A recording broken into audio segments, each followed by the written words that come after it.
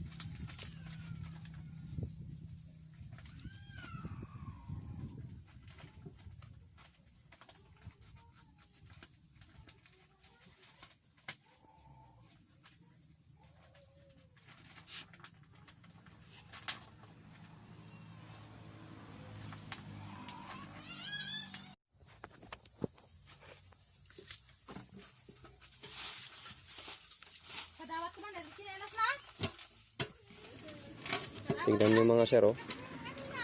Pugutin ko. Oh. Tignan nyo, bumalik sa dati. Ulit-ulitin lang para ayos mo yung pagkalubog niya.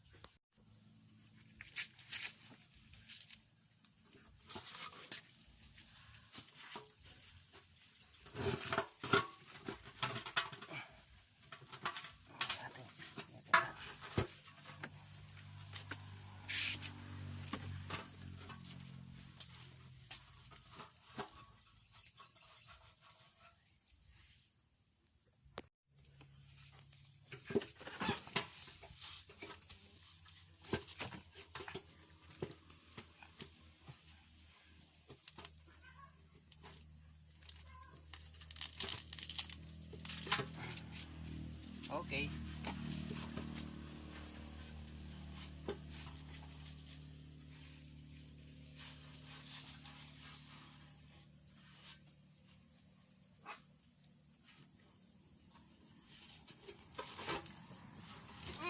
Ang ginamit ko dyan mga sir, yung glue stick at saka heat gun. Tsaka kahoy lang.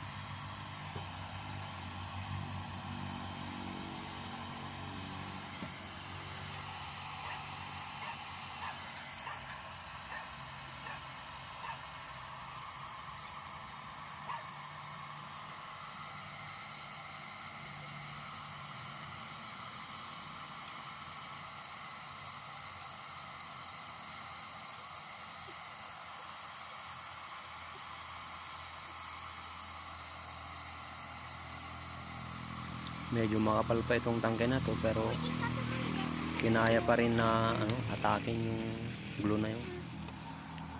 Pag dinikit mong ganyan,